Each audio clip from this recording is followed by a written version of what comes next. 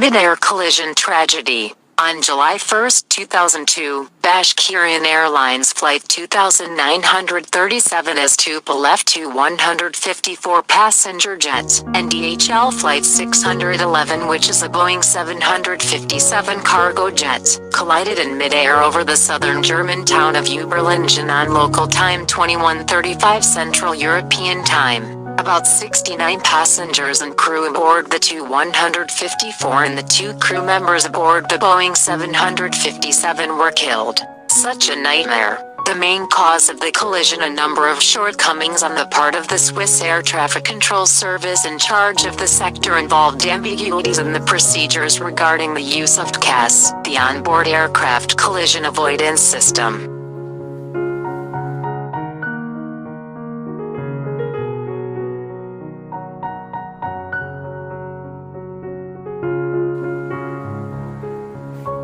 And now, we are here to study on how this tragedy was happened. Okay, refer to question number 1. The system used in the aircraft is Traffic Alert and Collision Avoidance System, Tcas. Alright, the version of Tcas used on the aircraft, which is Tcas version 2, it provides position advice, and can give instructions to the pilot to ascend or descend, in order to avoid a probable collision. The system components in Tcas consists of, first, Tcas computer unit performs airspace surveillance, intruder tracking, its own aircraft altitude tracking, threat detection, resolution advisory, maneuver determination and selection, and generation of advisories. The Tcas processor uses pressure altitude, radar altitude, and discrete aircraft status inputs from its own aircraft to control the collision avoidance logic parameters that determine the protection volume around the Tcas aircraft.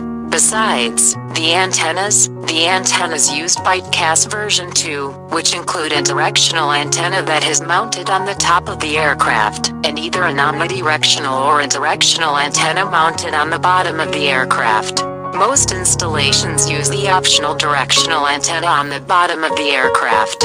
In addition to the 2 Tcas antennas, 2 antennas are also required for the Mode S transponder. One antenna is mounted on the top of the aircraft while the other is mounted on the bottom. These antennas enable the Mode S transponder to receive interrogations at 1030 MHz and reply to the received interrogations at 1090 MHz. Next is the cockpit presentation. The Tcas interface with the pilots is provided by 2 displays, the traffic display, and the resolution advisory display. These 2 displays can be implemented in a number of ways, including displays that incorporate both displays into a single, physical unit. Regardless of the implementation, the information displayed is identical. The standards for both the traffic display and the resolution advisory display are defined in DIN 185A.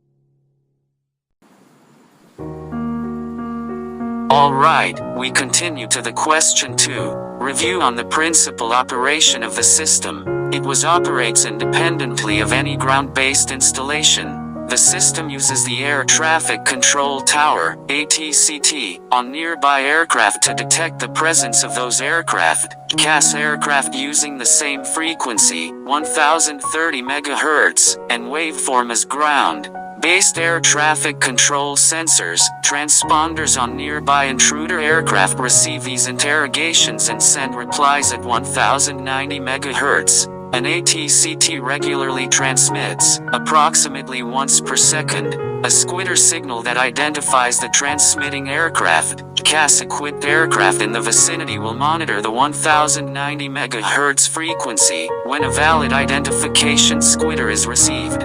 The transmitting aircraft identification is added to a list of aircraft that Tcas-equipped aircraft will interrogate. Roll call. The Tcas-equipped aircraft will then interrogate each of the aircraft appearing on the roll call. The replies are received by the Tcas antenna. A directional antenna mounted on top of the aircraft fuselage provides the capability to determine the bearing of the intruder. If two aircraft are equipped with Tcas, the systems can communicate with each other using their Mode-S transponder. In the event that an intruder aircraft is Tcas equipped, the systems coordinate maneuvering strategies via a data link established through the Mode-S transponders.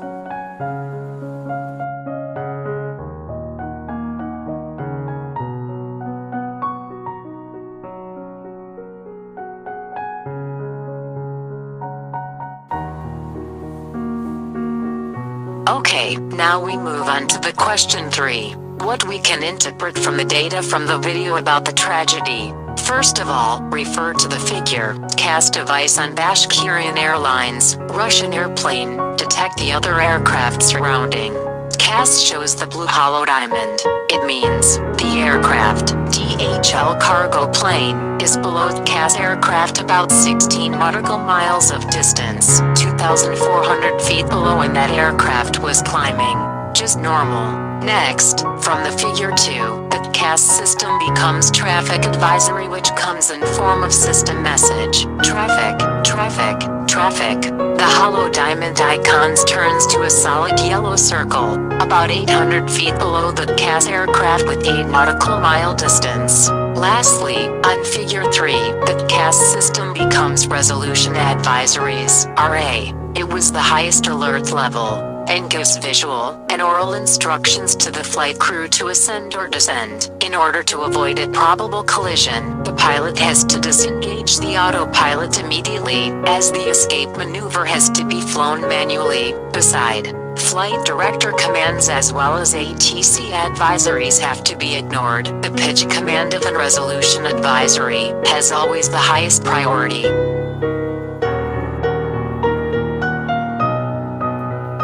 Last but not least, the tragedy occurred on several factors, hence needed improvisation and solution, to increase the safety and awareness of the risk of aircraft collision.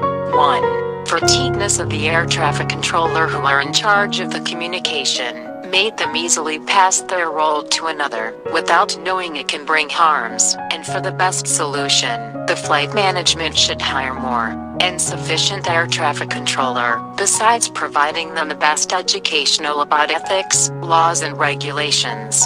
2. The air traffic controller which is less knowledgeable about Tcas system. During the incident, the air traffic controller should command the pilot to follow the Tcas system instead giving another solutions. In this case, the air traffic controller must and need to master all communication systems, especially Tcas before on work. 3. The pilots follow blindlessly air traffic controller's command, instead of following the Tcas instructions.